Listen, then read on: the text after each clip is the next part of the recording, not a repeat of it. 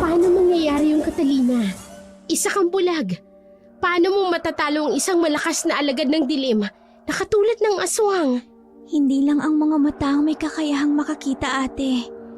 Ang talas ng pangdama, yun ang ginagamit ko para kalabanin ang aswang. Hindi ko man siya nakikita, ngunit nararamdaman ko ang bigat at dilim ng aura niya. Sapat na yun para sa akin, para matukoy ko kung nasan siya.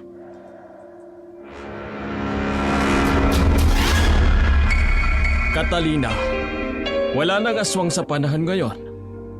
Huwag kayong basta-basta maniniwala sa mga sabi-sabi na mayroong aswang. Matagal nang walang aswang. Huwag kang magpapaniwala dyan sa kapatid mo, Perpetua. Kung kailangan na persahin mo siyang tumigil sa panggagamot, gawin mo, Perpetua. Magandang araw po sa lahat ng masugid na tagapakinig ng Dark Shadow 101. Itago niya na lamang ako sa pangalang Perpetua. Katulad po ng iba, ako rin ay may karanasan kaugnay sa mga aswang at nais ko po itong ibahagi sa inyong channel. Sisimulan ko po ang aking kwento noong ako'y 18 taong gulang pa lamang. Magsilayas na nga kayo rito sa pamamahay ko! Tia Caridad, hindi niyo po kami pwedeng paalisin dito ni Catalina. At bakit hindi? Wala na ang ama ninyo. Patay na! Ano pang silbi niyo sa akin, ha? Magiging palamunin ko lamang kayo, lalo na yung kapatid mong bulag, Perpetua! Sa amin po ang bahay na to, kaya may karapatan po kaming manatili. Abat! Hoy! Ang tapang mo namang bulag ka! Ako ang asawa ng ama niyo, kaya may karapatan ako sa lahat ng meron siya! Pero mga anak niya rin kami. Wala akong pakialam. Magsilayas na kayo! Layas! Huwag niyo naman pong itapon ang mga gamit namin sa Caridad. Ang titigas kasi ng ulo ninyo. Hindi kayo marunong makinig. Gusto niyo yata kaladkarin ko pa kayo palabas ng bahay ko, ha? Napakasama niyo sa Caridad. Huwag niyo na nga akong dramahan pa, Perpetua. Magsilayas na kayo ng kapatid mo! Mga peste kayo sa buhay ko! Umiiyak si Perpetua habang pinupulot ang mga damit nilang magkapatid. Kamamatay lamang ng kanilang ama at hindi nagdalawang isip ang kanilang madrasta na palayasin sila sa bahay. Habang pinipilit nilang pigilan ang hikbi, nararamdaman niyang mahinang tapik sa balikat. Paglingon niya, nakita niya si Catalina, ang kanyang kapatid na bulag, mula pa ng isilang. Naawa siya sa kalagayan nito. Si Perpetua ang nagsisilbing mga mata ni Catalina at hindi niya kayang pabayaan ang kapatid. Sa kabila ng sakit at hirap, alam niyang kailangan niyang maging matatag para kay Catalina. Saan na tayo ngayon pupunta, Ate Perpetua? Hindi ko rin alam, Catalina. Alam ko na! Ano? Sa simbahan! Pumunta tayo sa simbahan! Oo nga pala, Catalina. Munti ko nang makalimutan. Si Father Pascual, siya na lang ang pag-asa natin. Tayo na, ate. Pumunta tayo sa simbahan. Sige, tutulungan tayo ni Father Pascual. Tutulungan niya tayo, ate. Mabait si Father Pascual. Muling nabuhayan ng loob sina Perpetua at Catalina nang maalala nilang pare sa kanilang baryo. Mabait si Father Pascual. Palagi silang tinutulungan nito noon, kaya't nagpa siya silang magbaka sakaling humingi ng tulong sa kanya. Pagkarating nila sa simbahan, agad nilang tinanong sa sakristan kung naroon si Father Pascual. Hindi naman nagtagal, dinala sila ng sakristan sa pari. Nakasuot pa ito ng sutana nang salubungin sila. Katatapos pa lang niyang magmisa para sa isang bagong kasal. Father Pascual, mano po? Mano po, Father Pascual? Kaawaan kayo ng Diyos. Oh, teka. Bakit dala ninyo ang bungkus ng damit ninyo? Ano ba ang nangyari? Pinalayas po kami ni Caridad. Gusto po sana naming humingi sa inyo ng tulong, Father. Oh, Diyos ko. Ano naman ang naisipan ni Caridad? Bakit niya kayo pinalayas? Lalong-lalo na kamamatay lang ng inyong amang si Nicanor. Pabigat lang daw ho kami sa kanya, Father. Ay, gusto niyo ba nakausapin ko siya upang pabalikin niya kayo sa bahay ninyo? Wag na po, Father. Mas magagalit lang po siya sa amin. Tama po si Catalina, Father. Eh kung ganoon, maaari naman kayong tumuloy dito sa akin. Pero puno na kasi ang kumbento. Mayroong bakanting kubo ang simbahan na pag-aari. Pwede kayong tumuloy doon. At bilang kapalit, maaari ninyong bantayan ang mga pananim doon ng gulay. Ayos ba yun sa inyo? Maraming salamat po, Father. Huwag po kayong mag-alala. Magtatanim po kami ni Catalina ng mga gulay. Pangako po, hindi po kayo magsisisi na tinulungan niyo kami. Maraming salamat po, Father Pascual. Panata ako ng tumulong, kaya wag na ninyo akong pasalamatan. Basta ugaliin ninyong hindi makakalimot sa pong may kapal, ha? Opo, Father. Hindi po. Palagi po kaming nagdarasal, Father, at nagpapasalamat sa Kanya. Masayang-masayang magkapatid dahil tinulungan sila ng mabait na pare. Agad silang nagtungo sa isang bahay kubo na pinahiram sa kanila. Medyo may kalayuan ito mula sa baryo at malapit sa gubat. Maliit lamang ang kubo, ngunit maaliwalas at tahimik ang paligid. Sa loob ay may isang kawayang mesa at 2 kawayang silya. Sa labas naman ay may maliit na balkonahe kung saan naroon din ang mga upuang gawa sa kawayan at isang munting mesa. Bagong lagay pa lang ng barnis sa mga bilog na kawayan, kaya't kumikintab ito sa sikat ng araw. Ang buong bahay ay gawa sa bilog na kawayan, kaya't maganda at maaliwalas itong tingnan. Habang tinitingnan ni Perpetua ang paligid, napansin niya nga tahimik lamang ang kapatid niyang si Catalina. Kaagad niya itong nilapitan. May kaba sa dibdib na baka may nararamdaman na naman ito. Catalina, ayos ka lang? Ang tahimik mo ah. Ate, may nakikita ka ba na kakaiba sa paligid? Wala naman. Bakit? May nararamdaman akong kakaiba, ate. Parang may mga matang nakamasid. Catalina, guni-guni mo lang yan. Halika na, pumasok na tayo sa loob. Iba ang bulong ng hangin, ate. Catalina, walang kakaiba sa paligid. At saka narito lang ako sa tabi mo. Hindi kita pababayaan. Ganito din yung naramdaman ko noon nang mawala si tatay. Catalina, may kakaibang kakayahan si Catalina. Kahit siya'y bulag, nakakaramdam siya ng mga hindi pangkaraniwan sa kanyang paligid. Mga bagay na hindi nakikita ng karaniwang mga mata.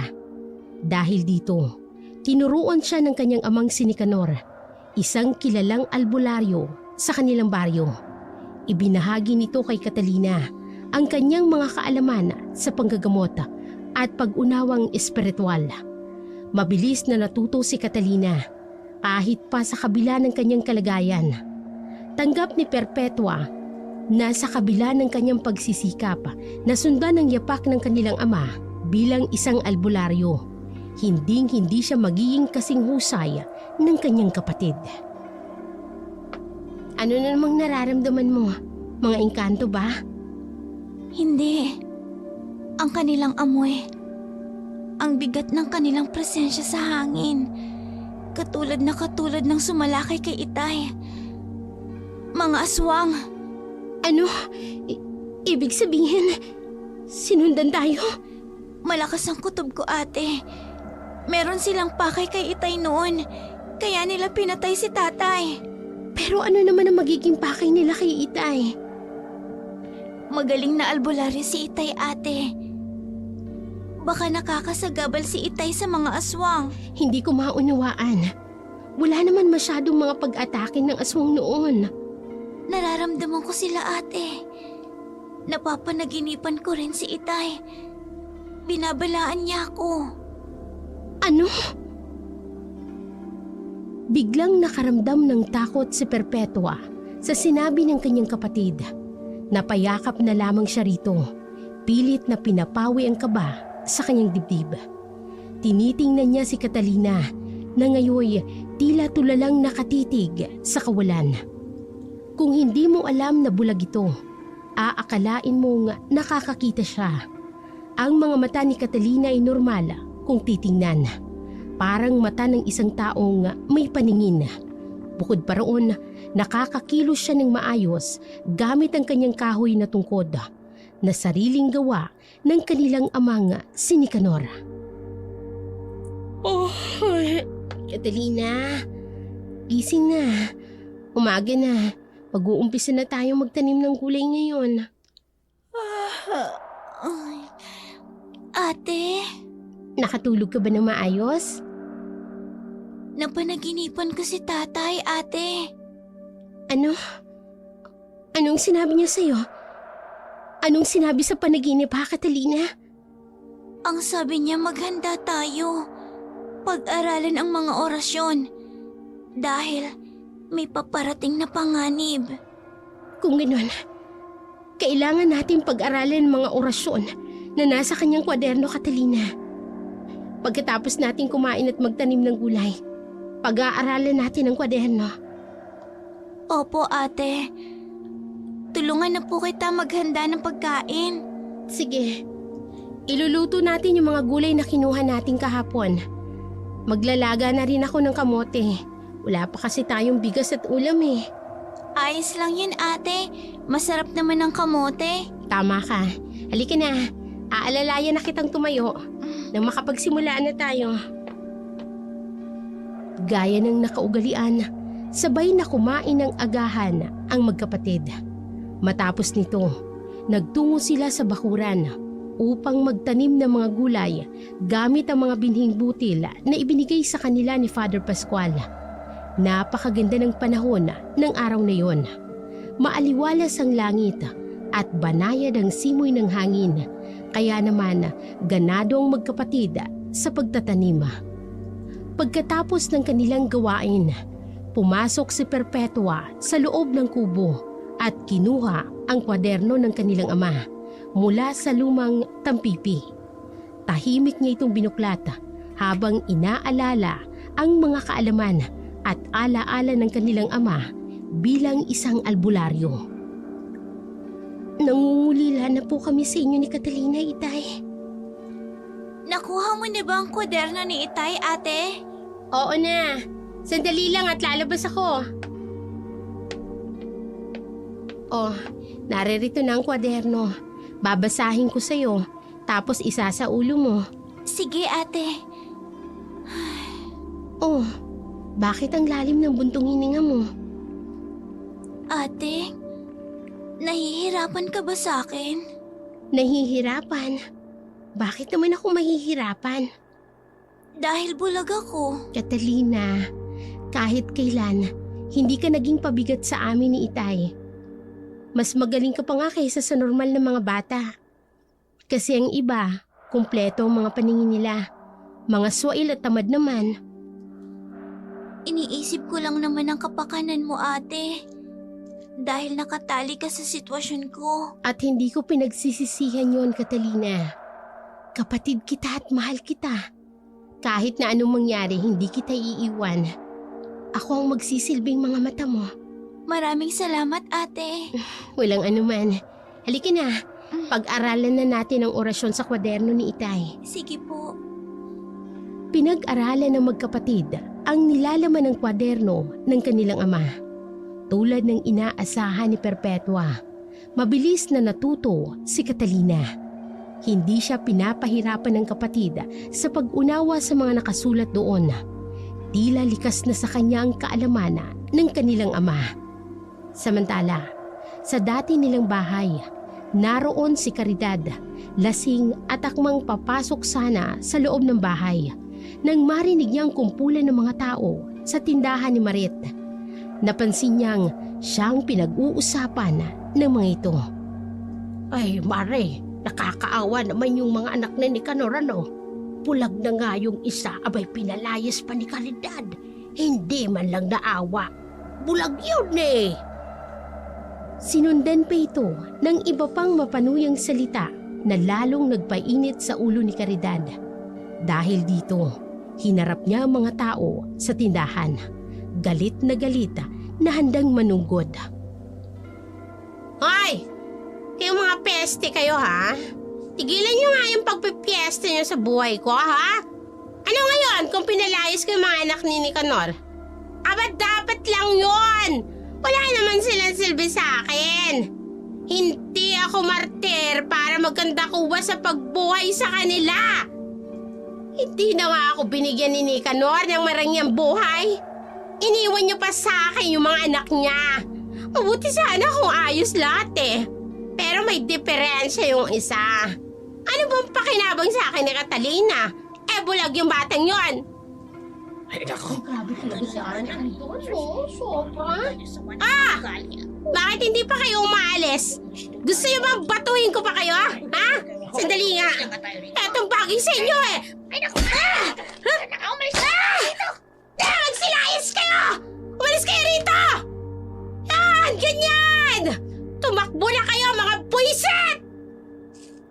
Kaagad na nagsipulasan ng mga tsismosa na nagkukumpulan sa harap ng tindahan ni Marita. Sa takot na batuhin nga sila ng lasing na si Caridad. Pero bago pa sila tuluyang tumakbo, may ilan pang nagsalita at sinabihan si Caridad. Napakasama mong tao! Wala kang puso sa ginawa mo kina Catalina at Perpetua! Ha? Samantala, sa bahay kubo ng magkapatid, katatapos lang nilang pag-aralan ang ilan sa mga orasyon mula sa kwaderno ng kanilang ama. Bigla namang dumating si Father Pascual. May dala itong isang may kalakihang plastic bag. Father Pascual, mano po, napadaan po kayo. Mano po, Father Pascual? Kaawaan kayo ng Diyos sa magkapatid. Dumaan ako upang tingnan ang kalagayan ninyo dito. Maayos ba naman kayo? Opo, ang ganda nga po nitong kubo at ang lawak din po ng taniman ng gulay. Sinadya talagang bilhin ng simbahan ng loteng ito upang mapagtamnan ng mga gulayin. Malaking tulong na rin kasi sa simbahan. O siya nga pala, may dala akong ilang kilong bigas at delata. May asukal at gatas din dyan. Nako, maraming salamat po, Father Pascual. Napakabuti niyo po sa amin. Walang anuman. Napakabuting tao din kasi ng inyong ama sa baryong ito bilang isang manggagamot. Eh sayang nga lang at maaga siyang kinuha sa atin. Oo nga po eh. Hindi nga po namin maiwasang malungkot. Lalo na ngayong wala na po si tatay. Huwag kayong mag-alala, Perpetua, Catalina. Alam kong palagi niya kayong binabantayan. May nararamdaman akong paparating. Ano? Father, ang isa po sa sakrista ninyo, tumatakbo po patungo rito. Oh, si Edsel yan. Ano kayang nangyari? Humahangos ang sakristana nang lumapit sa kanila. Bakas ang matinding takot sa kanyang mga mata. Agad niyang sinabihan si Father Pascual na may natagpuang bangkay ng isang matandang babae sa may gate ng simbahan. Laslas ang liig nito at wakwak ang tiyan. Kaagad na nahintakutan ng lahat, maliban kay Catalina. Agad silang nagtungo sa gate ng simbahan kung saan naroon ang kumpulan ng mga tao. Maririnig ang mga bulong-bulungan. Hala, baka aswang yan dito sa baryo natin. Ay nako, sayang. Wala na si Mang Nicanor. Kung kailan umaatake ang mga aswang, saka pa siya nawala. Nag-umpisa nang magsalita ng iba ng mga komento. Ngunit natahimik lamang ang lahat nang magsalita si Father Pascual. Magsitahimik muna po tayo. Makinig muna tayo kay Father. Tumawag na po ang simbahan sa kinauukulan upang kuhanin dito ang bangkay na ito. At huwag muna po tayong magbigay ng ating mga sariling findings. Hindi natin alam kung sino ba talaga ang may gawa nito. Aswang ang may gawa niyan, ate. Catalina, baka may makarinig sa'yo. Hindi natin alam kung aswang nga. Ang mabahong amoy. Ganyan na ganyan ang amoy ng sugat ni Itay noon. Amoy ng isang nabubulok na bangkay. Catalina, Ate, hindi siya titigil. Nararamdaman ko ang kanilang pagmamasid. Catalina, Perpetua, pumasok na muna kayo sa kumbento. Opo, Father. Halika na, Catalina. Ate, kailangan nating maghanda. Mapapahamak ang baryo. Kapag itinago natin, kung hindi natin sila babalaan. Pero Catalina, wala tayong sapat na ebidensya na aswang nga ang may gawa. Nakakailang hakbang pa lamang ang magkapatid paalis nang mamataan sila ng isang matandang taga-baryo. Agad sila nitong itinuro at nagsalita. Ay, hindi ba mga anak niya ni Nicanor? Ay, baka damanan nila ang angking galing ni Nicanor sa pagiging albularyo. Ay, di ba mga kasama sa tingin ninyo? Baka nga may pinamana si Nicanor. Kaagad na napatigil sa paglalakad ang magkapatid. Humigpit ang hawak ni Perpetua sa braso ni Catalina. Hindi niya alam ang gagawin. Samantalang si Catalina ay nananatiling tahimik at kagaya ng inaasahan, si Father Pascual na naman ang muling nagsalita. Sandali lamang po. Hindi po ibig sabihin na mga anak sila ni Nicanor ay namana na nila ang angking kakayanan ng kanilang ama. Huwag na po natin silang guluhin. Hayaan muna natin silang makapagbabang luksa. Magsiuwi na lamang po kayo. At malalaman din natin ang tunay na sanhi ng pagkamatay ng kaawa-awang matandang ito. Halika na, Catalina. Umalis na tayo. Baka mamaya magpumilit sila na magtanong. Halika na. Sige po, ate. Hindi natin pwedeng ipaalam sa kanila na may karunungan tayo sa panggagamot. Lalo ka na, Catalina. Nauunawaan ko, ate. Pumasok ang magkapatid sa kumbento at tahimik na naupo sa bangkong gawa sa kahoy. Tahimik na inililibot ni Perpetua ang kanyang paningin sa buong paligid. Samantala, ang kanyang kapatid ay nananatiling walang imik. Maya-maya pa, pumasok si Father Pascual. Halatang problemado ito dahil sa mga nangyari. Pasensya na kayo. Nasaksihan niyo pa ang ganong klaseng krimen.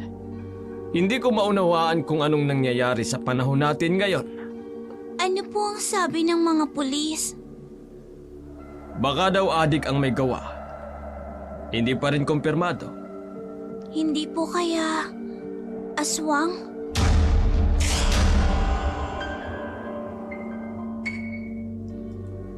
Catalina, wala nang aswang sa panahon ngayon.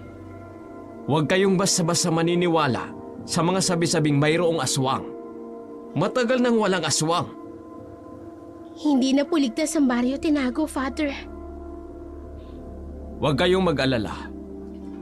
Ginagawa na ng mga pulis ang lahat sa abot ng kanilang makakaya upang malaman kung sino ba talaga ang salarin. Mabuti naman po kung ganon, Father. O siya nga pala. Naalala ko ang sinabi ng isang matanda kanina.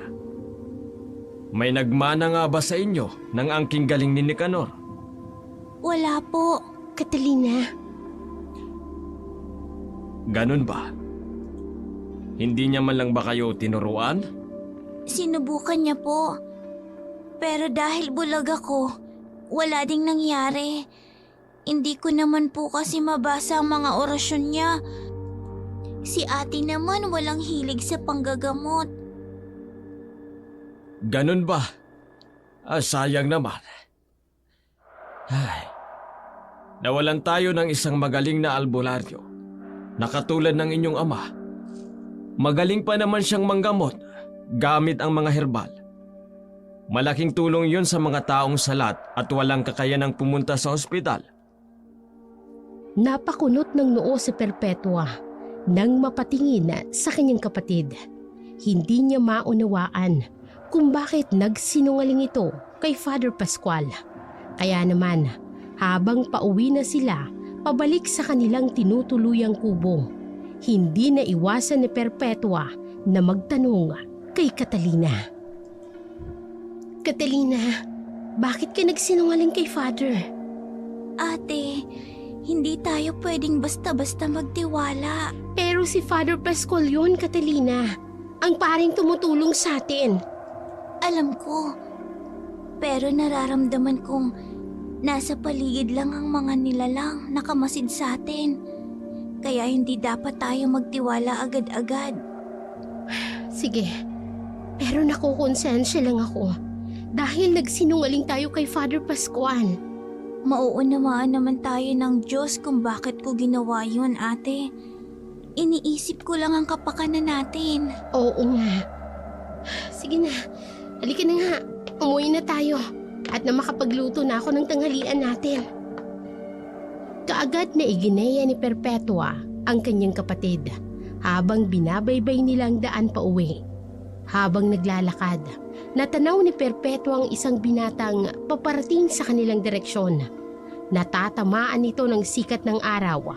Matangkad, maputi. Itim na itim ang buhok, singkit ang mga mata, matangos ang ilong at may magagandang ngiti. Bahagyang napahinto si Perpetua, dahilan upang mapatigil din si Catalina sa paglalakad.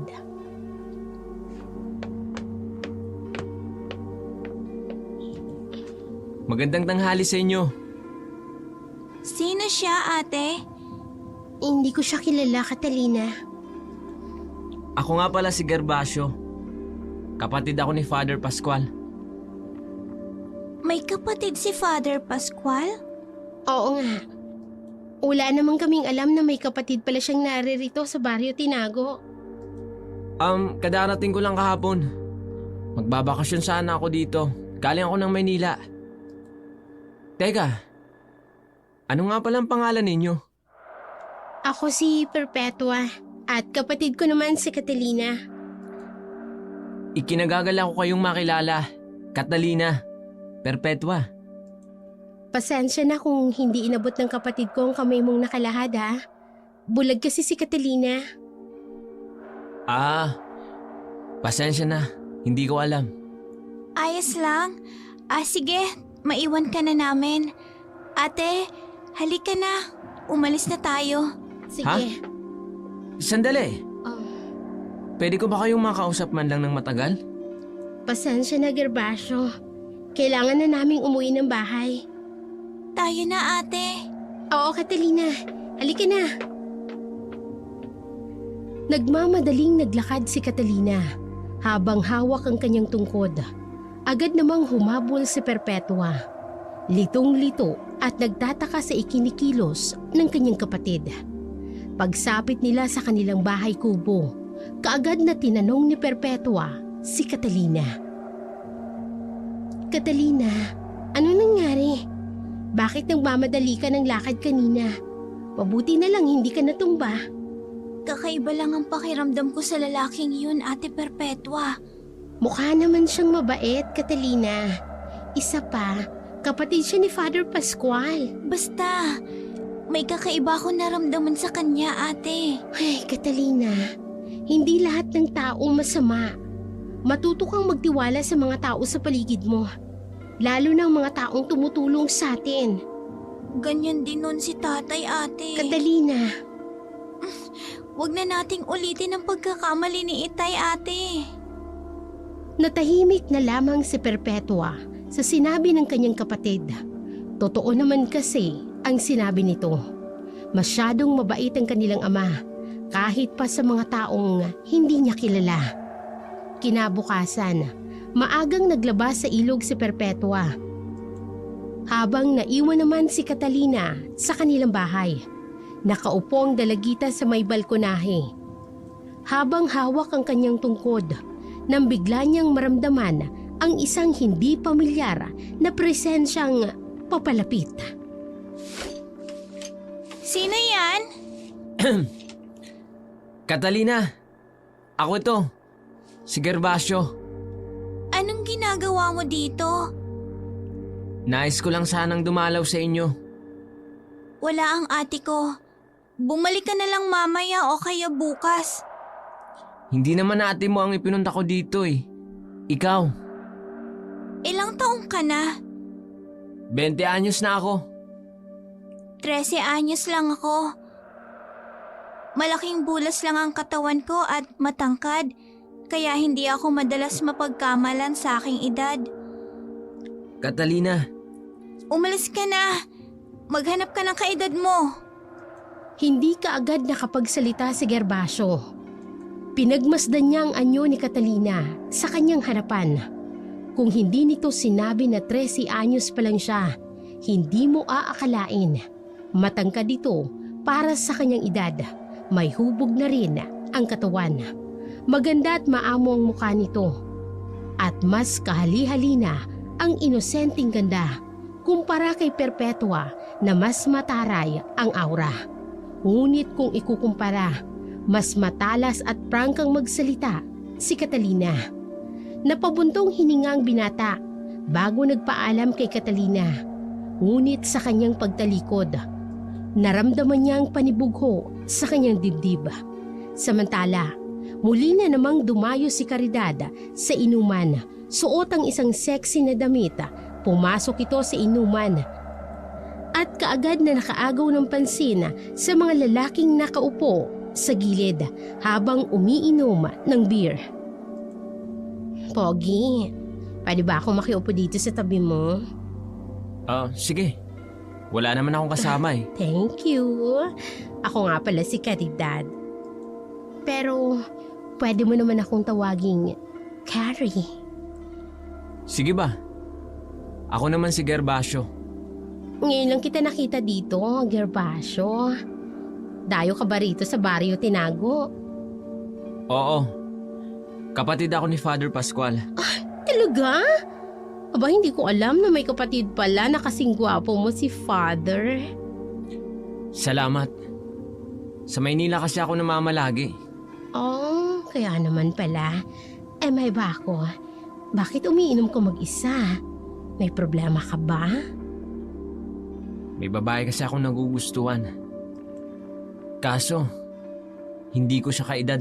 Ibig mong sabihin, hindi ka pumapatol sa hindi mo kaedad. Ay, sayang. Tayo pa naman sana kita. Well, maganda at sexy ka nga. Talaga? Ikaw rin. Ang gwapo mo at ang laki ng muscles mo. Pwede bang haplusin yan? Oo naman. Gusto mo ipagpatuloy sa labas? Pwede. Your place or mine? Sa place mo na lang. Masayang masaya si Caridad habang nakakapit sa matitipunong braso ni Gervasio. Sa isip niya, maswerte siya dahil nakabingwit siya ng isang gwapo at batang-batang lalaki. Nilisan ng dalawang maingay na inuman at tumungo sa tirahan ni Gervasio. Samantala, kinabukasan ay maagang gumising ang magkapatid upang magtanim ng gulay. Ngunit hindi nila inaasahan ang biglaang pagdating ni Father Pascual. Father Pascual, ang aga niyo po May kailangan kayong malaman ni Catalina, Perpetua, Tungkol po saan, Father? tungkol sa madrasta ninyo. Ano pong tungkol kay Tia Caridad? Huwag kayong mabibigla. Pero natagpuan ang katawan niya sa ilog. Wala nang buhay. Wakwak ang tiyan. Walang lamang loob. At laslas din ang lieg. Ano po? Diyos ko, Nasaan na po ang katawan niya? Dinala na po ba sa morgue? Sa pagkakaalam ko ay oo. Ate, umuwi na tayo sa bahay natin. Kunin din natin ang katawan ni Caridad. Father, pwede ho bang pagdausan ng misa si Tia Caridad? Oo naman. Gagawin ko yan. Hindi makapaniwalang magkapatid na sina Catalina at Perpetua sa sinapit ng kanilang madrastang si Caridad. Pagbalik nila sa kanilang bahay, marami silang narinig na tsismis tungkol sa mga pinagagagawa nito bago namatay. Ayon sa mga tao, huling nakita si Caridad madaling araw noong araw na natagpuan ang kanyang bangkay. Pasuray-suray daw ito sa kalasingan. Mag-isang naglalakad sa daan at naghahamon pa ng away. Lalo namang naguguluhan ang mga taga-baryo Tinago. Hindi nila alam kung sino o ano talagang pumatay kay Caridad at sa matandang natagpuan sa labas ng gate ng simbahan. Nailibing na si Tia Caridad, katulad ng gusto mo, Catalina. Hindi na pinatagal pa ang lamay. Nakakasulaso kasi ang amoy, ate. Hindi yun gawa ng isang normal na tao lamang. Gawa yun ng aswang. Pero Catalina, anong gagawin natin? Paano natin lalabanan ng mga aswang? Kapag pinunterya tayo ng aswang, wala tayong magagawa kundi lumaban, ate. Pero paano? Yung mga pangontrang itinuro sa atin ni Itay, ang mga orasyon niya, matutulungan tayo noon. Natatakot ako, Catalina. Paano kung mamatay ako? Paano ka? Huwag kang magsalita ng ganyan, ate.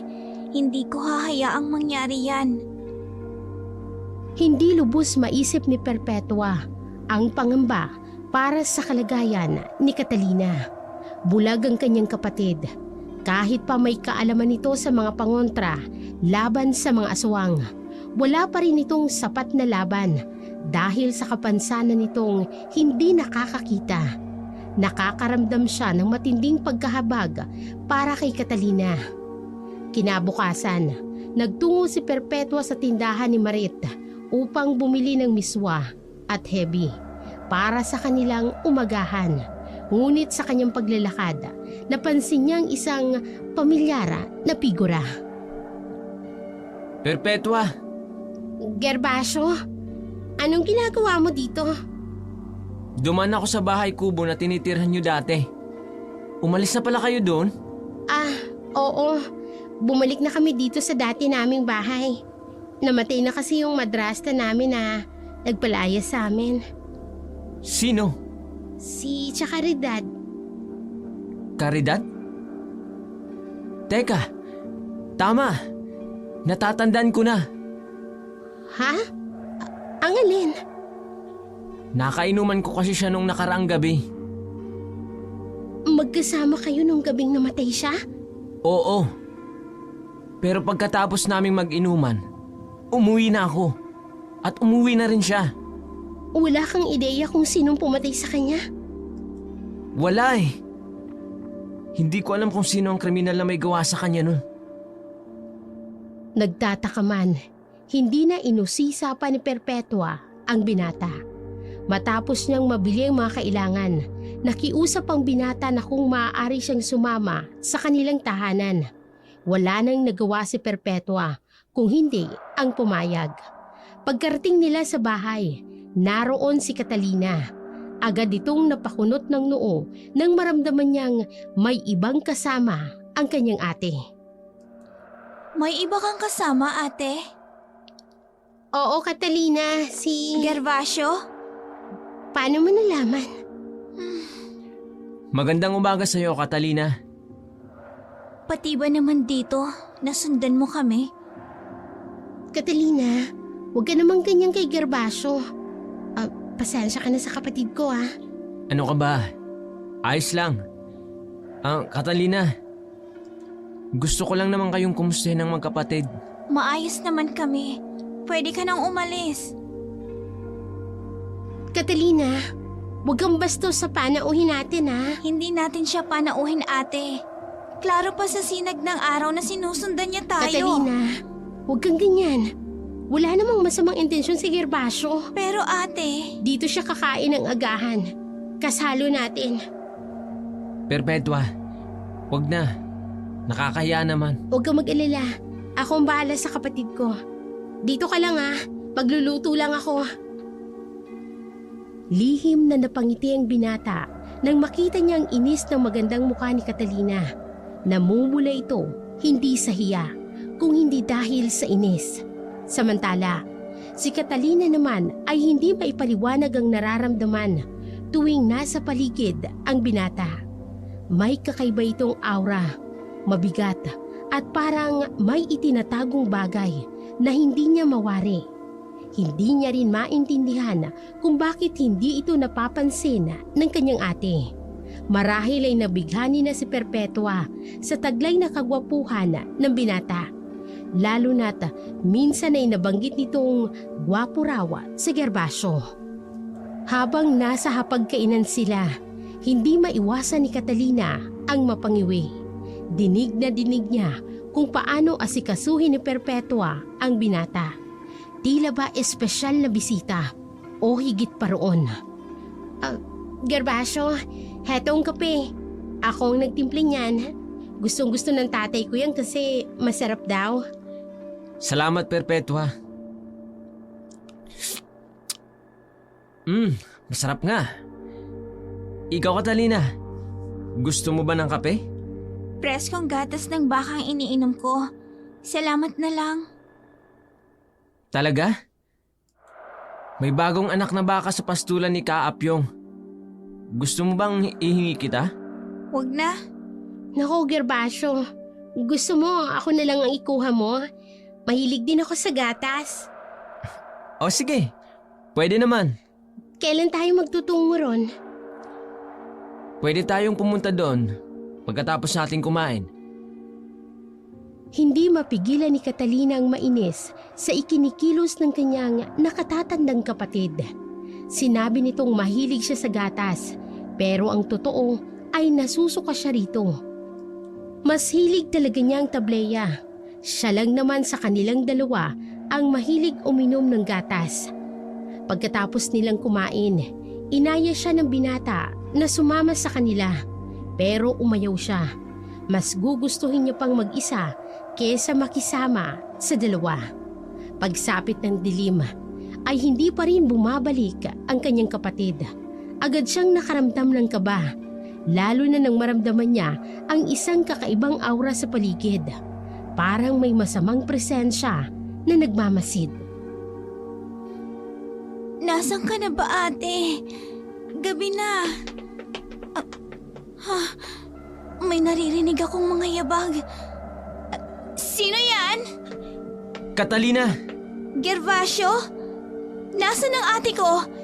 Anong ginawa mo sa kanya? Relax. Wala akong ginawa sa ate mo. May binili lang siya sa tindahan. Kanina mo pa ba akong pinagmamasdan? Oo. Hindi ko kasi mapigilang pagmasdan ka sa malayo. Pedophilia ka ba? Catalina, mabigat na akusasyon yan. Wala akong ginagawang masama. Sa ngayon wala pa. Bakit ba ang init ng dugo mo sa akin? Hindi mo naman ako kilala. At lalong-lalo na hindi mo ako nakikita dahil bulag ka. Pero kung husgahan mo ako, wagas. May hindi nakikita ang mga mata na nararamdaman ng isang tulad kong hindi binayayaan ng paningin. Gervasio, wag na wag kang magkakamaling saktan ng ate ko o gawan siya ng masama. Hindi kaagad nakapagsalita ang binata. Tila ba nakaramdam siya ng takot sa sinabi ng bulag na si Catalina. Ewan ba niya, kahit bulag ito, pakiramdam niya'y alam nito ang bawat kilos at galaw niya. Nasa ganoon silang ayos nang dumating si Perpetua. May dala itong gulay na papaya at sardinas. Nagpalipat-lipat ng tingin nito kina Gervasio at Catalina bago tuluyang nagsalita. Anong nangyayari dito? Bakit ang tahimik niyo? Wala naman, Perpetua. Siya nga pala. Kailangan ko nang umuwi. Ha? Wag na muna. Dito ka na kumain. Magluluto ako ng ginisang sardinas sa papaya. Saluhan mo na kami.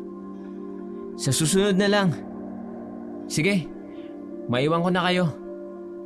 Catalina, aalis na ako. Salamat ulit, Perpetua, ah. Sandali lang! Catalina, anong nangyari? Bakit biglang nagpa siyang umuwi si Gervasio? Hindi ko alam, ate. Imposibleng hindi mo alam, Catalina. Nag-usap na kami kanina. Ang sabi niya dito siya maghahapunan. Tapos biglang nagbago ang isip niya. Hindi ko talaga alam, ate. Bakit ba ang init ng dugo mo sa kanya? Mabait naman siyang tao. Heto nga oh, ikinuha kanya ng preskong gatas. Tapos ganyan ka pa sa kanya? Ate, hindi ko siya inuutusan na kunan ako ng preskong gatas. Isa pa, mabigat ang aura niya. Hindi mo ba nararamdaman yun? Catalina, hindi porket mabigat ang pakiramdam mo, ibig sabihin ay masama na silang tao. Hindi mo pa nga binibigyan ng pagkakataong kilalanin yung tao. Nag-aalala lang naman ako sa'yo, ate. Wala kang dapat ipag-alala. Ayos lang ako. At mabait na tao si Gervasio. Naging ugat ng hindi pagkakaunawaan ng magkapatid ang binata. Tuwing dumadalaw ito sa kanilang bahay, hindi lumalabas si Catalina. Napapansin naman ni Perpetua na palaging palingalinga ang binata na tila ba may hinahanap. Palagi rin itong may dalang preskong gatas kahit pa sinabi na ni Perpetua na mas mahilig siya ng tableya. Dahil dito, nakaramdam siya ng tampo at hindi mapigilang sitahin ang binata. Bakit ba palagi kang may dalang preskong gatas? Di ba sinabi ko na sa'yo, mas gusto ko ang tableya? Hindi ko naman nakakalimutan yun, Perpetua. Gusto ko lang kasing gumana ang pakiramdam sa akin ng kapatid mo. Pero bakit, Gervasio? Siyempre, kapatid mo siya. Ako na ang bahala sa kapatid ko. Hindi lang kasi siya sanay na mayroong ibang lalaki na pumupunta dito. Kaya nga gusto ko na gumana ang loob niya sa akin. Hindi malaman ni Perpetua kung ano ba talagang dapat niyang maramdaman. Mahal niya ang kanyang kapatid. Ngunit unti-unti na rin siyang nahuhulog sa binatang si Gervasio. Hindi niya maipagkakaila sa kanyang sarili na nagsiselo siya sa atensyong ibinibigay kay Catalina. Mas mukha patuloy na si Catalina ang nililigawan nito, lalo na't sa dami ng mga regalong ibinibigay nito sa kanyang nakababatang kapatid. Samantala, lumipas ang mga araw at isang hindi inaasahang pangyayari ang gumimbala sa buong baryo. Isa na namang biktima raw ng aswang. Ngunit sa pagkakataong ito, buhay pa ang biktima. Narinig ni Catalina ang balita habang siya'y nasa kanilang bakuran. Nasaan ang biktima? Maaari ko ba siyang mahawakan? Catalina, anong ginagawa mo? Nais ko lang malaman kung magagawa ko siyang tulungan, ate. Pero paano, Catalina? Gagamutin mo siya? Paano kung umasa ang mga tao na kaya mo siyang gamutin? Walang masama kung susubukan ko, ate. Dalhin niyo ako sa sinasabing biktima ng aswang. Pakiusap. Catalina! Walang nagawa si Perpetua kung hindi ang sumunod sa kanyang kapatid. Dinala siya ng mga tao sa bahay ni Agapito kung saan nakahiga ang anak nitong si Nene na umuungol sa sakit. Lumapit si Catalina, hinawakan ng bata at marahang bumulong ng isang orasyon. Maya-maya lang, kumalma ang bata. Agad na nagkomento ang mga tao sa nasaksihan. Narinig pa nilang bulong-bulungan ng ilan. Nako! Namana ni Catalina ang galing ni Nicanor! Hindi na tayo dapat na mabahala, mga kababaryo! Meron na tayong bagong albularyo! Mabuhay ang albularyo! Pagkatapos gamutin ni Catalina ang bata, binigyan niya ito ng mga pangontra na mahigpit na binalaan na huwag munang lalabas ng bahay. Pagka-uwi sa kanilang tahanan, agad siyang kinausap ni Perpetua. Catalina, bakit mo ginawa yun? Ngayon alam na ng mga tao na marunong kang magpagaling. Gusto ko nang tumulong, ate. Marami nang nabibiktima ang mga aswang. At habang nananahimik tayo, mas lalo silang naghahasik ng lagim. Paano kung balikan nila tayo? Nakalimutan mo na ba ang sinabi mo sa akin noon? Maaaring pinatay nila si Itay dahil isa siyang albularyo. Iniligay mo ang buhay natin sa kapahamakan, Catalina. Ate Perpetua, hindi kita maunawaan. Dati naman proud ka kay Itay. At gusto mong tulungan ng mga taga-Baryo Tinago.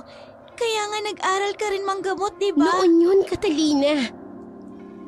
Dahil ba kay Gervasio? Mahal ko na siya, Catalina. At gusto kong bumuo ng pamilya kung sakaling alukin niya ako ng kasal. Hindi makapaniwala si Catalina sa sinabi ng kanyang ate. Ngunit wala naman siyang magagawa kung talagang magdidesisyon nitong mag-asawa. Hindi naman siya nito responsibilidad. Pagkatapos ng kanilang pag-uusap, naging mas madalas ang pagdalaw ni Gervasio sa kanilang bahay. Lalo na nang sagutin ni Perpetua ang pag-ibig na inaalok nito. Samantala, lalong umugong sa buong baryo ng Tinago ang husay ni Catalina sa panggagamot. Maraming tao ang dumadayo sa kanilang tahanan upang magpagamot. May isang matanda pang nagsabi na malakas ang espiritual na diwa ni Catalina. Kahit pa ito ay bulag. Sa kabilang dako naman, inis na inis si Perpetua sa kasintahan nitong si Gervasio. Nakakainis si Gervasio.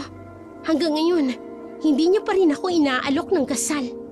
Hindi ba ilang buwan pa lang naman kayo? Kahit na, Catalina, palagi ako nagpaparinig sa kanya na gusto ko nang bumuo ng pamilya. Pero parang bingi siya, parang wala siyang naririnig. Baka wala pa sa isip niyo magpakasal, Ate Perpetua. At kailan niya gusto? Kapag matanda na kami. Ate, 18 ka pa lang naman ah. Ang bata mo pa. Catalina, wala naman sa edad yun eh. Kaya niya naman na akong buhayin.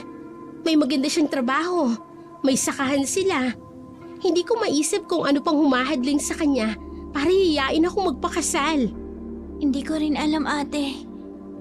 Tigilan mo nga muna yung pagdikdik mo ng halamang gamot na yan. Hindi ka naman binabayaran mga taong ginagamot mo. Ate, ano bang nangyayari sa'yo? Oh, bakit? Totoo naman. Ikaw itong pagod na pagod sa katutulong sa kanila.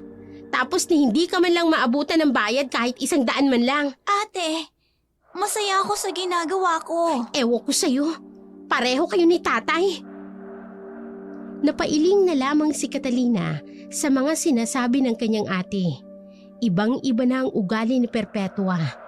Hindi na itong dating maunawain at mabait na kapatid. Simula na maging kasintahan nito si Gervasio, tila ba nagbago na ito. Naging magaspang na rin ang ugali at pananalita. Nasa ganun silang ayos nang bigla nilang marinig ang kapitbahay nilang si Marit na sumisigaw, tila takot na takot. 7:00 na noon ng gabi, kaya karamihan sa mga tao ay nasa loob na ng kani-kanilang bahay. Muling narinig ang sigaw ni Marit. Mas malakas, mas desperado na ngayon. Aniya, may aswang. Tulungan daw siya dahil inaatake siya ng aswang. Agad namang nagsilabasan at nagsitakbuhan ng mga kapitbahay upang tulungan si Marit. Ngunit huli na ang lahat. Ang naiwan na lamang ay ang nakakakilabot na pagaspas, hudyat na meron ngang aswang. Mga kapitbahay, maghanda kayo! Hindi lang ito ang susunod na pag-atake sa atin ng mga aswang. Magtulungan tayo para mapuksan natin sila. Catalina, tama na nga. Umuwi na tayo. Ate, hindi ko pwedeng pabayaan ang mga kabaryo natin. Sigurado ako nakikita mo ang sinapit nila Aling Marit. Hindi ka ba naawa sa kanila? Paano mo naman lalabanan ng mga aswang? Nagdududa ka ba sa kakayahan ko, ate? Dahil ba bulag ako? Ikaw ang nagsabing yan, hindi ako. Huwag ka mag-alala. Gagawin ko to ng mag-isa. Hindi mo na ako kailangang alalayan pa. Wala naman akong sinabing ganoon, Catalina. Naiintindihan ko, ate. Alam kong nagiging pabigat na rin ako sa'yo. Catalina, Matapos maglagay ni Catalina ng mga pangontra sa mga bahay-bahaya ng kanilang mga kabaryo, ay umuwi na rin sila. Kakauwi pa lamang nila nang tumating si Gervasio. Kaagad na nagpaalam si Catalina na papasok na sa kanyang silid upang magpahinga at naiwan ang magkasintahan sa balkonahe. Doon inilabas ni Perpetua ang kanyang mga hinaing tungkol sa kapatid. Perpetua, kumalma ka. Paano ako kakalma? Gusto ko lang naman ng normal na buhay. Ngayon hindi na. Kasi marami nang nakakaalam na marunong siyang manggamot. Nabanggit ko nga yan kay Father Pascual. Nagtanong daw siya sa inyo noon kung may kakayanan kayo. Kagaya ng inyong ama. Pero nagsinungaling daw kayo. Ideya ni Catalina yun. Ayaw niya kasi na may makaalam dati na marunong siyang manggamot. Ano nangyari? Bakit nagbago ang isip niya? Hindi ko alam. Basta na lang nagbago ang isip niya. At ngayon, isinasakripisyo niya ang sarili niya sa pagtulong. Perpetua, kailangan mong kumbinsin ang kapatid mo na tigilan na ang paggagamot niya. Gervasio, Dahil wala naman siyang mapapala sa pagtulong sa mga tao. sinulsula ng binata si Perpetua na patigilin si Catalina sa panggagamot sa hindi maipaliwanag na dahilan. Tila ba sunod-sunuran si Perpetua sa bawat sabihin ng binata, lalo na kapag tinititigan siya nito. Para bang nahihipnotismo siya sa ganda at lalim ng mga mata ni Gervasio. Lumipas pa ang mga araw at mas lalong dumami ang mga biktima ng aswang sa kanilang baryo. Isang gabi, mag-isa lamang si Catalina sa kanilang bahay nang makarinig siya ng pagaspas ng pakpak sa bubungan. Malakas ang kanyang kutob na isang aswang ang nasa paligid. Kaagad niyang inihanda ang kanyang mga pangontra. Kasabay nito, narinig niyang malakas na paggulo ng mahiwagang langis na nakalagay sa isang maliit na tapayan. Isang siguradong palatandaan na may aswang sa kanilang paligid.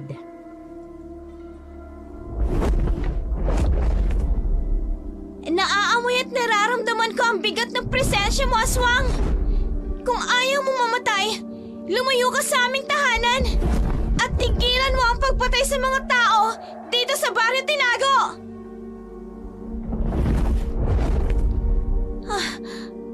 Patuloy pa rin ang pagaspas ng mga pakpak sa bubong. Ihahanda ko ang mga pangontra ko. Mag-isa lamang ako dito sa bahay. Siguro ay matagal niya na akong minamanmanan. At naghihintay lamang ng pagkakataon para sumalakay. May narinig akong malakas na kalabog sa likod bahay. Ibig sabihin, naroon ang aswang. Kaagad na tinungo ni Catalina ang likod bahay. Dahil kabisado niya ang paligid, ay para bang hindi siya bulag habang naglalakad patungo roon. Pagkalabas niya, agad niyang naamoy ang mabahong singawa ng nilalang. Kasunod nito, naramdaman niya ng bahagyang pagyanig ng lupa, dulot ng mabibigat na hakbang nito. Papalapit sa kanya. Ramdam niya ang bigat ng aura nito at nang maramdaman niyang susuguri na siya ng nilalang, walang pag-aalinlangang hinataw niya ito gamit ang kanyang binditadong tungkod. Isang malakas na sigaw ang binitawan ng nilalang matapos itong tamaan.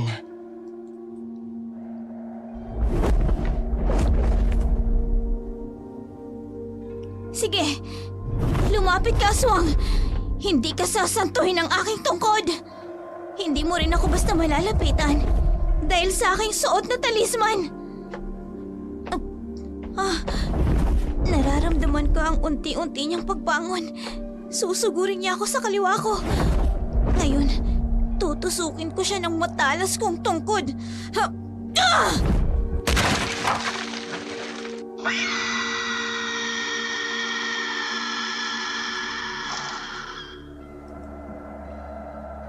Muling umalingaw ang nakatatakot na boses ng aswang. Dumadaing sa sakit, Dumudugo ang tagiliran nito matapos tusukin ni Catalina gamit ang kanyang binditadong tungkod. Pagkatapos noon, narinig na lamang ni Catalina ang pagaspas ng pakpak, hudyata na umaalis na ang nilalang. Maya-maya pa, narinig niya ang tinig ng kanyang ate na si Perpetua na tila babalisa at hinahanap siya. Catalina! Catalina, nasan ka ba? Ate, nandito ako. Nandito ka lang pala. Nag-alala ako sa'yo. Pagdating ko wala ka. Sinugod ako ng aswang, ate. Nakalaban ko siya. Ano? Totoo ba yung sinasabi mo? Oo, ate. Nais niya akong biktimahin. Pero hindi siya nagtagumpay. Nasugatan ko siya. 2 beses ko siyang nasugatan, ate. Paano mangyayari yun? Catalina, isa kang bulag. Paano mo matatalong isang malakas na alagad ng dilim na katulad ng aswang? Hindi lang ang mga mata ang may kakayahang makakita, ate. Ang talas ng pangdama, iyon ang ginamit ko upang kalabanin ng aswang. Hindi ko man siya nakikita. Ngunit nararamdaman ko ang bigat at dilim ng aura niya. Sapat na yon para sa akin. Para matukoy kung nasan siya. Tama ng kalokohan mong ito. Halika na, pumasok na tayo sa loob. Pero, ate, Tama na sabi. Ayoko nang marinig pa ang iba mo pang sasabihin. Pumasok na tayo sa loob. Madali ka! Hindi na muling kumibo si Catalina at nagpatianod na lamang habang inaakay siya ni Perpetua papasok sa loob ng kanilang bahay. Ramdam niya ang pagkadismaya ng kanyang ate sa mga ginagawa niya. Isang bagay na hindi niya maunawaan dahil noon pa man alam niyang gustong-gusto ni Perpetua na sundan ang yapak ng kanilang ama bilang isang albularyo. ate, bakit bigla kang naging ganyan? Anong sinasabi mo? Biglang nagbago ang ugali mo, ate. Ayaw mo nang tumulong ako sa mga tao. Samantalang, dati ikaw ang nangunguna sa pagtulong. Hindi ka naniniwala sa mga sinasabi ko tungkol sa aswang. Gusto mong malaman kung bakit? Bakit nga ba, ate? Dahil tama si Gervasio. Wala kang mapapala sa panggagagamot mong yan. Sinasayang mo lang ang oras mo sa pagtulong sa mga taong yan. Ate, hindi sila mga basta tao lang. Mga kabaryo natin sila.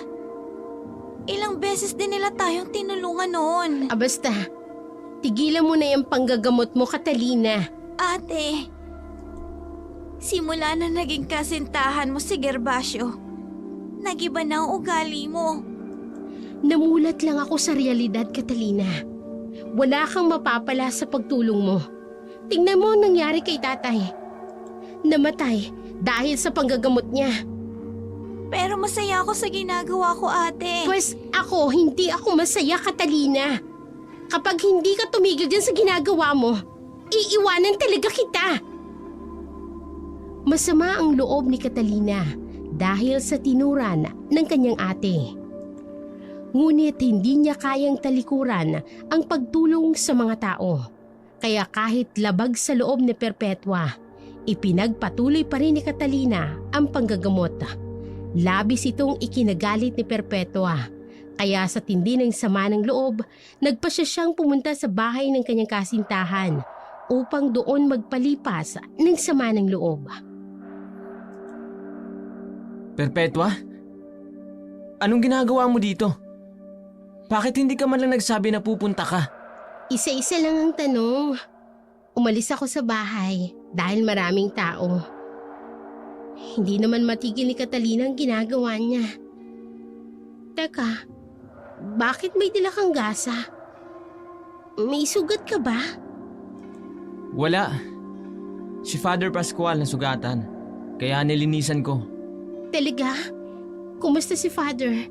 Okay lang ba siya? Anong nangyari? Kaunting aksidente lang. Halika. Doon muna tayo sa kusina. Gusto mo ng juice? Sige, mango juice na lang. Dapat, Kapag pumupunta ka dito, nagsasabi ka. Para naman hindi ako mabigla. Gervasio, kasintahan mo naman ako. Kailangan pa ba yun? Oo. Dahil paano kung wala pala ako? Tapos si Kuya, si Father Pascual. Siya lang nandito.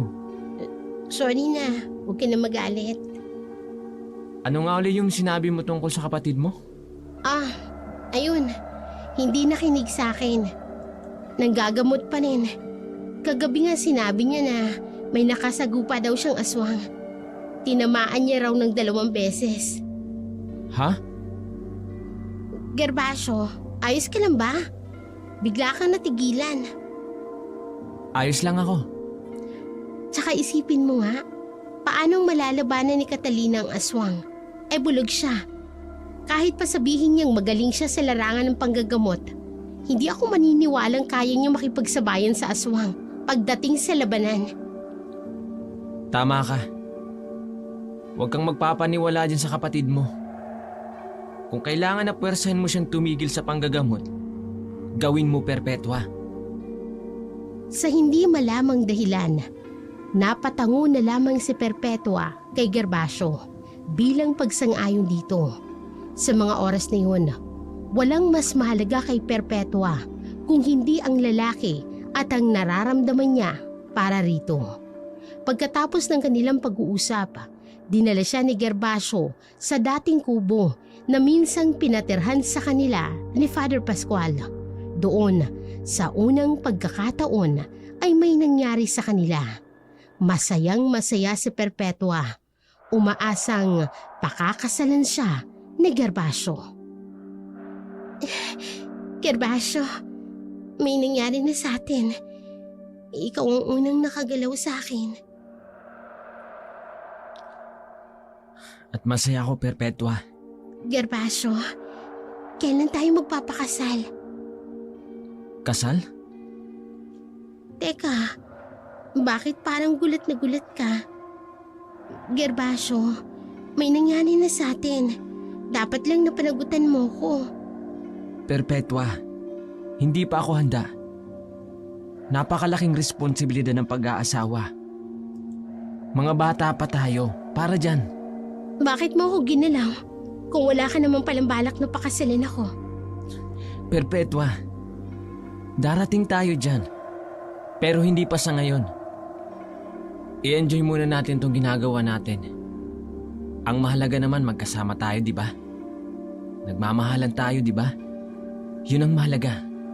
Pero pakakasalan mo talaga ako? Oo naman. Pakakasalan kita. Mahal na mahal kaya kita. Nag-aalangan man ay yumakap na lamang si Perpetua sa hubad na katawan ni Gervasio. Hindi niya kayang mawala ang lalaki sa kanyang piling. Samantala, lumipas pa ang mga araw at mas lalong dumadami ang mga nagpapabalitang biktima ng mga aswang. Nagkakagulo na ang mga tao sa baryo at marami ang humihingi ng tulong kay Catalina. Agad namang gumawa ng paraan si Catalina upang pakalmahin ang mga nagkakagulong mga tao dulot ng takot. Matapos niya silang pulungin at bigyan ng mga paalala at pangontra, unti-unti na ring nagsiuwian ang mga tao. Saktong pag-uwi noon ni Perpetua, hindi nalingid kay Catalina ang ginagawa ng kanyang ate. Marami na rin siyang naririnig na chismis tungkol dito at kay Gervasio. Hindi ka talaga titigil sa pagtulong sa mga taong yan, Catalina? Masaya ako sa ginagawa ko, ate. Inaaksaya mo lang ang oras mo sa mga taong yan. Wala kang mapapala sa pagtulong sa kanila. Meron, ate. Masaya ako na may naililigtas akong buhay. At ang buhay mo, kailan mo balak ayusin? Ikaw, ate. Kailan mo balak ayusin din ang buhay mo? Bakit ka pumapayag na makipagsiping nang hindi ka naman kasal? Ang bastos ng bibig mo! Oh, Catalina, pasensya na. Hindi ko sinasadya. Nabigla lang ako. Ayos lang. Sige, maiwan na kita, ate. Kailangan ko rin magpahinga. Teka lang, Catalina! Catalina, sorry! Hindi ko sinasadya. Nadala lang naman ako ng emosyon ko. Catalina! Ay, Diyos ko. Ano ba itong nagawa ko? Bakit sinaktan ko ang kapatid ko? Matapos ang tagpong yun, hindi maiwasan ni Catalina ang makaramdam ng tampo sa kanyang kapatid. Ni minsan kasi ay hindi siya nito pinagbuhatan ng kamay, lalo na ng kanilang ama.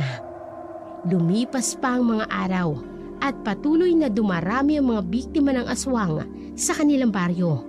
Pare-pareho ang uri ng pagpatay, malalim na sugat, nawawalang lamang loob. Kaya mas lalong bumalot ang takot sa baryo Tinago. Dinig na dinig mula sa loob ni Catalina ang mga usapan ng mga tao sa labas. Ako, ay dapat kumilos na tayo. Oo nga. Dapat nating hanapin at patayin ang mga aswang. Ay, dapat tulungan tayo ni Catalina. Siya ang albularyo ng ating baryo.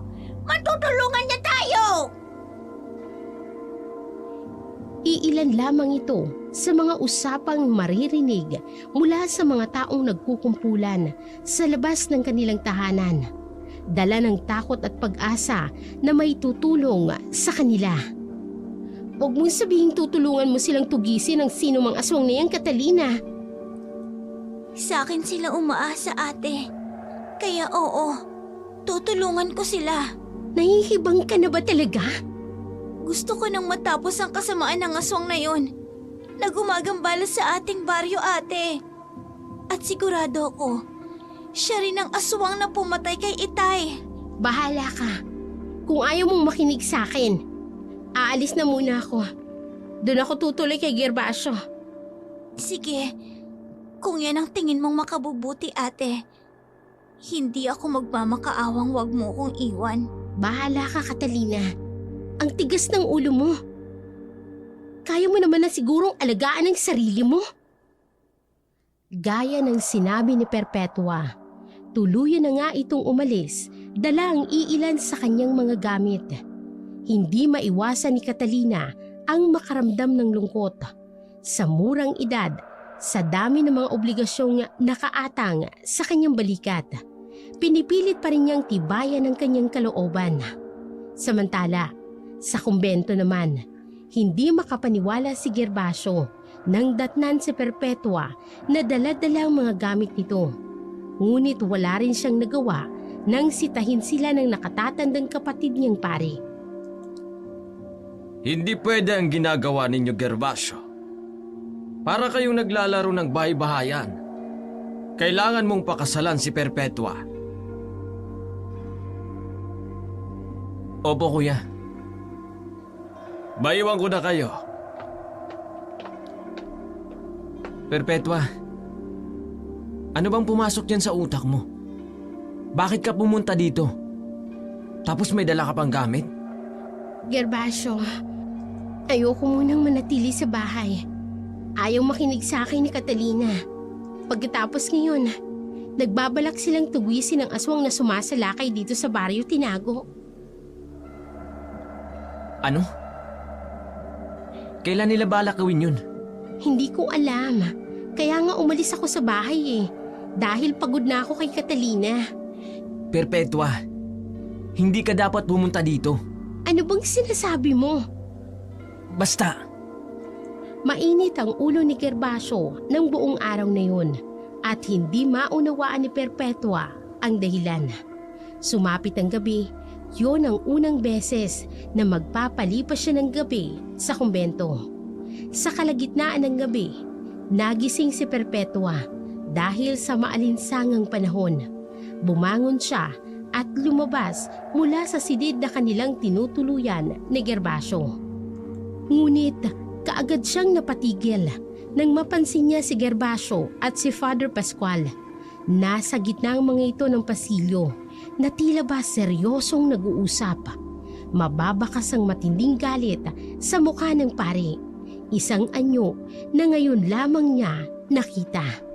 Maya-maya pa, may hinila silang sako at nagtungo sa altar. Doon hinawi nilang kortinang naroroon at tumambad kay Perpetua ang isang lihim na pinto. Napalunok siya dahil sa gulat. Habang pinagmamasdan ng magkapatid, napalingalinga muna bago tuluyang pumasok sa pintuang yun.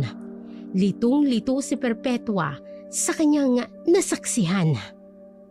Oh, Perpetua, bakit wala kang kibo? May nais lang sana akong itanong sa'yo, Gervasio. Ano yun? May lihim ba na silid sa simbahang ito? Ha? Ano namang klaseng tanong yan? Siyempre wala. Sigurado ka? Perpetua, wala nga. At bakit naman magkakaroon ng lihim na silid ang simbahan na ito? Ganun ba? Teka nga, bakit bigla ka yata naging interesado? Wala naman. Naitanong ko lang. May napanood kasi akong pelikula. Merong lihim na silid, yung simbahan. Kung ano-ano kasing pinapanood mo eh. Bilisan mo na palang pagkain mo. Kailangan tulungan mo ako sa paggagapas ng damo. Ano? Oh, bakit ayaw mo? Aba, Perpetua, hindi naman pwedeng humilata ka na lang maghapon. Habang ako, nakabilad sa katirikan ng araw. Kaya kung gusto mong manatili dito, kailangan mo akong tulungan sa mga gawain ko. Hindi kaagad nakakibo si Perpetua. Tulala siyang nakatitig kay Gervasio. Ibang-iba na ito sa Gervasio na una niyang nakilala. Ngayon ay tila nagbago ng anyo nito. Hindi na sweet at maalaga. Palagi na itong pasigaw kung siya ay kausapin. Lumipas ang araw na yun. Pagod na pagod si Perpetua sa paggagapas ng damo at sa pagbubuhat ng baldi-balding tubig, pandilig sa mga halaman. Ngunit sa kabila ng lahat, ni minsan ay hindi siya tinulungan ni Gervasio. Sa halip, pinanood lamang siya nito na para bang wala siyang pakialam kung napapagod na ang dalaga. Uuwi na ako sa aming, Gervasio. Ano? At bakit ka uuwi? Hindi ba gusto mo na dito? Ibang-iba ka na. Hindi na ikaw ang dating Gervasio na minahal ko. Nakaranas ka lang ng kaunting hirap, nagrereklamo ka na. Konting hirap. Halos mawala na ako ng ulirat dahil sa pagod. Tinulungan mo man lang ba ako? O sige, kung gusto mong umalis, sige, hahayaan kita. Pero sa isang kondisyon. Kondisyon? Kalayaan mo, kapalit ng kapatid mo. Ano? At anong kinalaman dito ni Catalina? Perpetua, hindi mo ba nahahalata? Si Catalina talagang gusto ko. Pero bida-bida ka. Kaya pinatulan kita para makalapit pa ako kay Catalina. Hayop ka? Napakabata pa ng kapatid ko. Tapos pinagnanasaan mo na? May sakit ka ba sa utak, ha? May sakit na sa utak kung may sakit. Pero siyang gusto ko. Siyang mamahalin ko. At handa ako maghintay. Kung ganun, tama ang kapatid ko sa kutob niya sa'yo. Sana pala naniwala na lang ako sa kanya. Sana hindi ako naniwala sa'yo. Ano, Perpetua? Pumapayag ka ba sa kondisyon ko? Minsan ko nang nasaktan ng kapatid ko nang dahil sa'yo. Hindi ko na ulit hahayaang mangyari yun. Kaya hindi. Hindi ako papayag sa kondisyon mong pedopilya ka. Aalis na ako ngayon at babalik ako sa kapatid ko. Hindi ka aalis hanggat hindi ko nakukuha si Catalina. Ano ba? Kaya halika dito. Sumama ka sa akin! Itiwan mo ako, Gervasio. Ano ba? Nasasaktan ako. Talagang masasaktan ka. Oras namang pumiglas ka ba? Ano ba? Itiwan mo ako. Gervasio, ano ba? Hindi ka po rin umalis. Dito ka lang. Nasasaktan ako. Alis!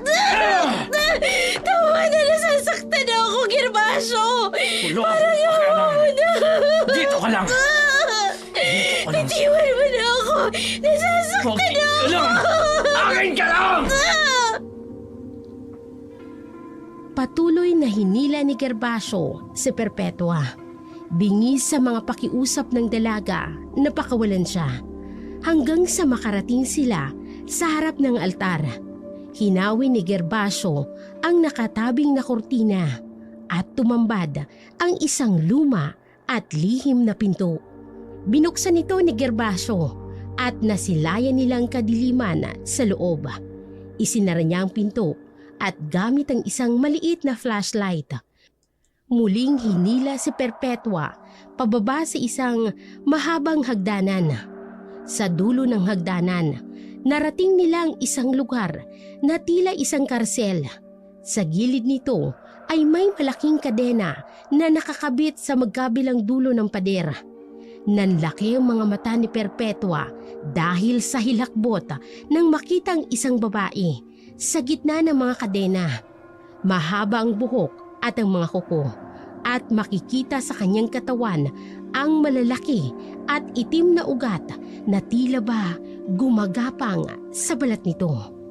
At nang itinaas ng babae ang kanyang ulo, sumalubong kay Perpetua ang matatalim at mamula-mulang mga mata nito. Hindi siya ang iyong pagkain, inay. Inay? Aswang ang nanay mo? Oo, Perpetua. Aswang ang aming ina. Kung ganun, aswang ka rin? Hindi kami aswang ni Kuya. Tanging si inay lang ang napasahan ng sumpa ng mga demonyong aswang. Kung ganun, kayo ang bumibiktima sa mga tao sa baryong ito na nagkukubli kayo rito sa simbahan ng baryong tinago. Oo. Lahat sila binibiktima ni inay. Gusto mo bang malaman kung paano namatay ang iyong madrastang si Caridad? Binitag ko siya at ipinakain ko kay inay. Hindi ko naman kasalanan malandi siya eh. Siya ang unang lumapit sa akin. Hindi na tuloy ako nahirapang makahanap ng biktima. Hayop ka! Napakasama niyo! Akala ng mga tao mabubuti kayo. Yung pala, masasama kayong nilalang. Matalino ang kapatid ko, hindi ba? Sinong mag-aakala na ang isang pare ay may inang aswang? Napakahayop niyo! Mga demonyo kayo! Pakawalan mo ko rito, Gervasio! Uuwi na ako sa kapatid ko! Ano ba? Kakawalan mo ko! Hindi ka uuwi sa kapatid mo, Perpetua. Huwag kang mag-alala. Dadalhin ko siya rito. Para naman makita mo siya sa huling sandali ng buhay mo. Hindi! Huwag mong gagalawin ang kapatid ko, Gervasio! Itatali muna kita. Ano ba? Babalikan na lamang kita rito kapag nakuha ko na si Catalina. Hindi! Huwag! Parang awa mo na. Huwag mong sasaktan ang kapatid ko, Gervasio. Pakawalan mo ako rito. Gervasio, pakawalan mo ako. Parang awa mo na. Pakawalan mo ako! Halos mapugto ang lalamunan ni Perpetua sa kasisigaw. Ngunit hindi siya pinakinggan ni Gervasio. Iniwan siya nito sa loob ng lihim na silid kasama ang aswang nitong ina na pilit na kumakawala sa mga kadena. Takot at matinding pagsisisi ang bumalot kay Perpetua habang nanginginig siya sa isang sulok. Pinagmamasdan ng nilalang na unti-unting nangangalit sa pagkakatali. Samantala, sa bahay ni Catalina, nakarinig siya ng pagkatok sa kanilang pintuan. Pinakiramdaman muna niya ang paligid bago dahan-dahang tumayo at binuksan ito. Sa pagbukas ng pinto, agad niyang naramdaman ang pamilyar at mabigat na presensya.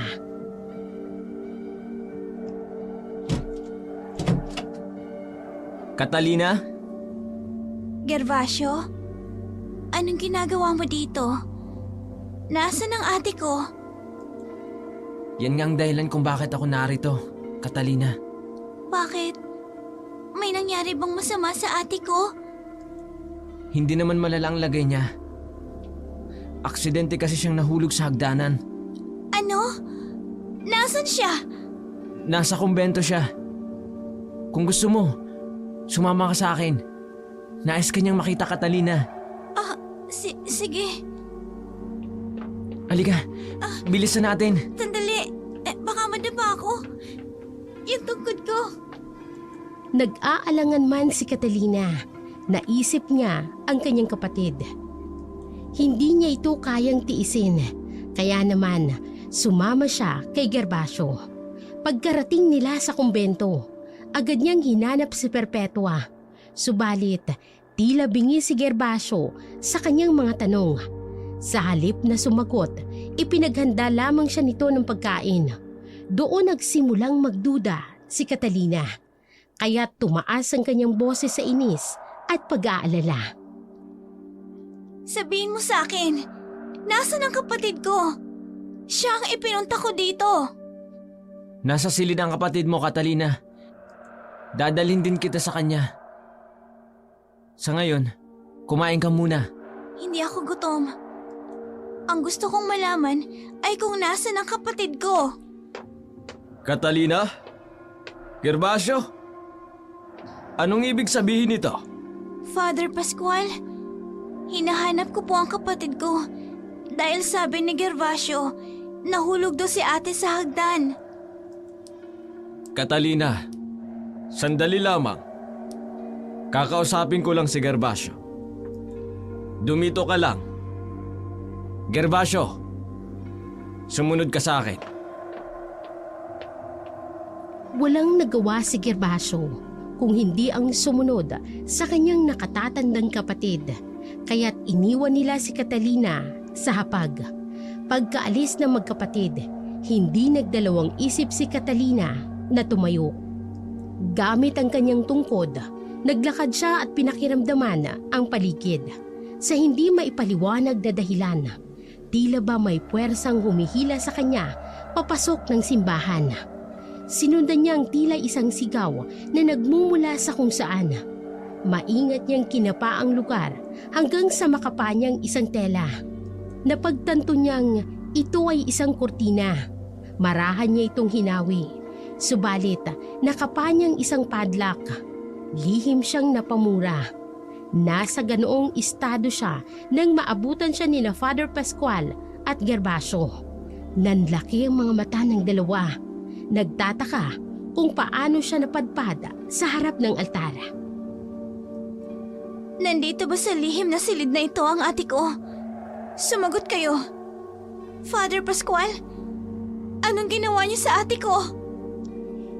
Gervasio, dalhin mo siya sa kinaroroonan ni Perpetua. Pero kuya, ikaw ang may kasalanan nito.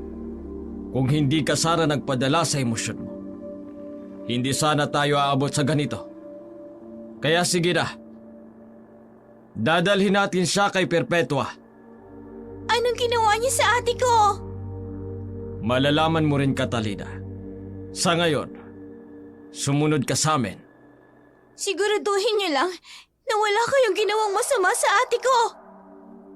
Buong tapang na sumama si Catalina sa magkapatid na sina Father Pascual at Gervasio. Malayo pa lamang ay naririnig na nilang sigaw ni Perpetua. Kasabay ng paglalangis ng mutyang suot ni Catalina, hudyat na may aswang sa paligid. Habang sila'y papalapit ng papalapit, lalo pang lumalakas ang paglalangis ng mutya.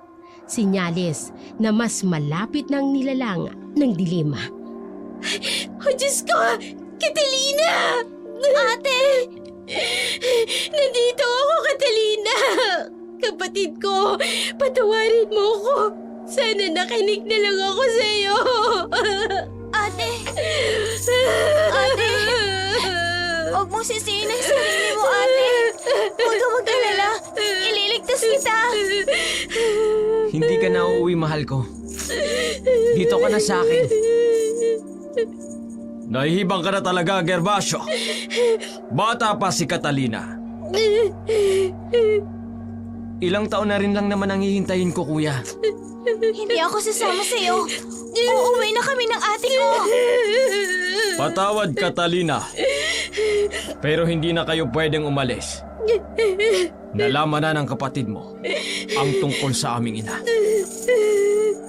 Matagal na panahon namin itong itinago at mawawalan nyo ng saysay kung patatakasin namin kayo. Ibig sabihin, ang iyong inang pumapatay ng mga tao dito sa baryo at hinahayaan niyo lang siya? Oo. Dahil yun lang ang paraan upang mabuhay siya, Catalina. Paano naman po ang buhay ng iba, Father? Ang pamilyang naulila dahil sa kasakiman niyo. Ang aking ama. Kayo rin ba ang dahilan ng pagkamatay niya? Oo. Pinatay siya ni inay. Dahil sagabal siya sa amin. Hindi ko kayo mapapatawad sa mga kasalanang ginawa niyo! Catalina! Anong gagawin mo? Sa nagngangalit na tinig, itinaas ni Catalina ang hawak niyang anting-anting at mula doon ay may kinuhang katas at isinaboy ito ng dalagita sa direksyon ng nakataling ina ni Father Pascual at Gervasio, dahilan upang mamilipit ito sa sakit at humihiyaw. Hindi kaagad nakakilos ang magkapatid. Hindi makapaniwala na magagawa yun ng isang bulag na katulad ni Catalina. Pakawalan mo si inay, Gervasio, upang malabanan niya si Catalina. Oo, kuya. Hindi! Ang sama niyo! Papatayin niyo talaga ang kapatid ko! Kailangan kong makawala sa pagkakatali sa akin upang matulungan si Catalina. Hindi! Tuluyan na nilang napakawala ni Gervasio ang kanilang ina at susugurin nito si Catalina! Hindi! Catalina! Halos man lumos sa hilakbot si Perpetua nang makita ang aswang, ang ina ni na Father Pascual at Gervasio. Nasusugod kay Catalina, ngunit ganoon na lamang ang kanilang pagkamangha nang biglang itaas ni Catalina ang kanyang benditadong tungkod. Para bang biglang nagliwanag ang buong madilim na silid na kinaroroonan nila. Matatag na tinindigan ni Catalina ang kanyang pwesto at mahinahong bumigkas ng isang sinaunang orasyon. Laking gulat ng lahat nang biglang tumigil ang aswang na tila nagdadalawang isip. Hindi malaman kung susugod o aatras. Parang may humahawak sa kanya mula sa hindi nakikitang puwersa. Sa ngalan ng kataas-taasang Diyos, naway hipuin ka ng banal na apoy. Mangyari ang aking kalooban sa pamamagitan ng banal na liwanag. Huminto ka! Halimaw ng dilim! Bumalik ka sa kailaliman! Hindi! Inay! Kuya! Si inay! Namimilipit siya! At ang kanyang mga balat unti-unting nasusunog! Sa liwanag ng Diyos, inuutusan kita! Humina ka! Espiritu ng kadiliman! Sa ngalan ng Ama at ng Anak at ng Espiritu Santo, sa liwanag ng katotohanan at lakas ng kabanalan, igapos ang iyong katawan, baliin ang iyong kalooban. Tumakas ka ngayon, nilalang ng kapahamakan, sapagkat lalamunin ka ng liwanag ng walang hanggan! Hindi! Inay! Anong ginawa mo? Sinunog mo ang aming ina! Nararapat lamang siyang bumalik sa kadiliman. Father Pascual, alam mo yan. Walang hiya ka! Wala kang alam sa sakripisyong ginawa sa amin ng aming ina. Sinalo niya ang sumpa para sa aming magkapatid. Tapos pinatay mo lang siya! Pinatay niyo rin ang aming ama. Pinagkatiwalaan ka niya dahil ang buong akala niya alagad ka ng Diyos. Pero ginamit mo lang pala siya para ikubli ang iyong kasamaan, Father!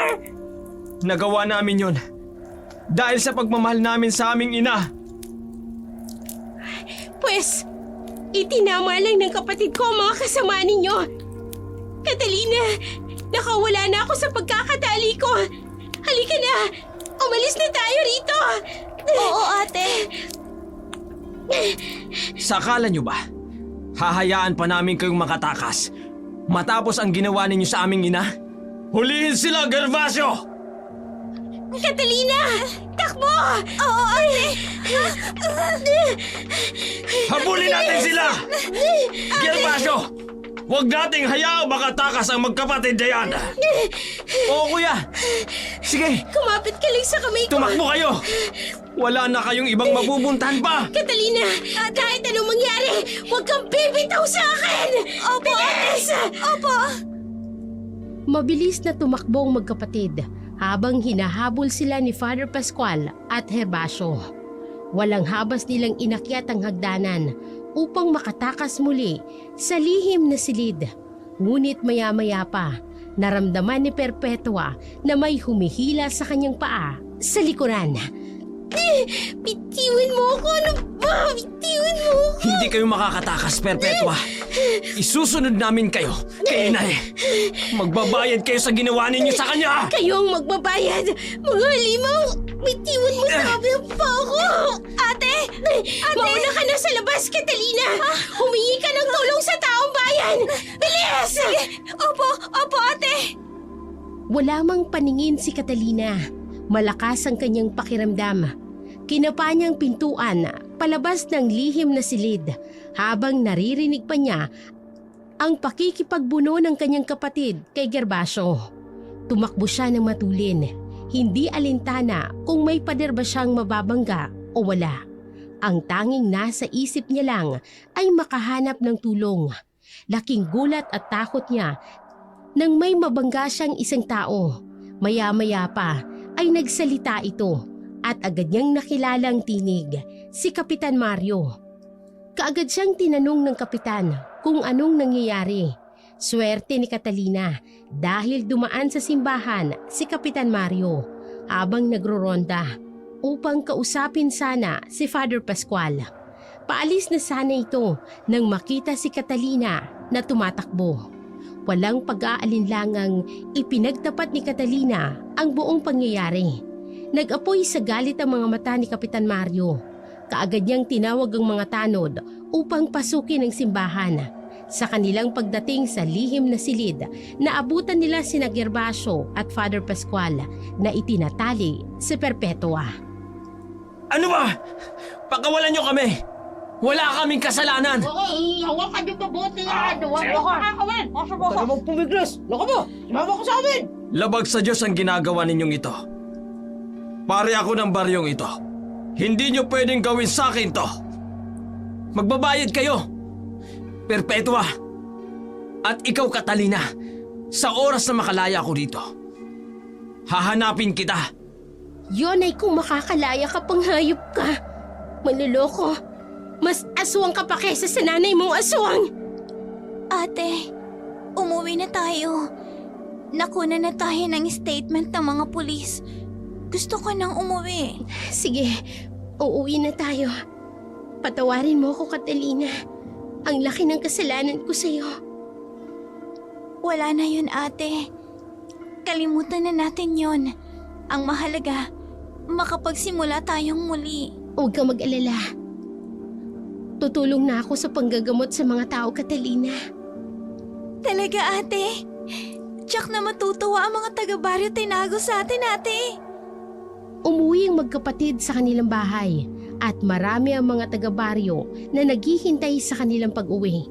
Malaking pasasalamat ng mga ito kay Catalina dahil sa kanyang ginawa ang pagpapatumba sa aswang sa kanilang baryo at ang pagkahuli sa magkapatid. Ngayon, naiintindihan ko na masaya pala talaga ang nakakatulong sa kapwa. Kaya naman pala hindi mo maiwan-iwan ito. Ganun rin si Itay. Masaya ako, ate. Dahil sa wakas, unti-unti mo nang niyayakap ang ating panata. Dahil yun sa'yo, Catalina. Dahil sa'yo, namulat ako na mas mahalaga ang pamilya kaysa sa isang lalaking hindi ka kayang pahalagahan. Hindi kita iiwan, ate. Sabay nating aalagaan ang bata na ipinagbubuntis mo. Maraming salamat, Catalina. Tunay na napakabusilak ng iyong puso. Matapos mahuli sina Gervasio at Father Pascual, ikinulong ang mga ito. Samantalang si Catalina naman, dahil sa kanyang tapang at kakayahan, ay tinawag na ang batang bulaga na albularyo na nagpatumba ng aswang. Ganito siya kinikilala ng mga taga-Bayo Tinago. Hindi na rin nag-asawa pa si Perpetua. Ibinuhos niya ang buong atensyon niya sa kanyang anak at sa pagtulong sa kanyang kapatid na si Catalina.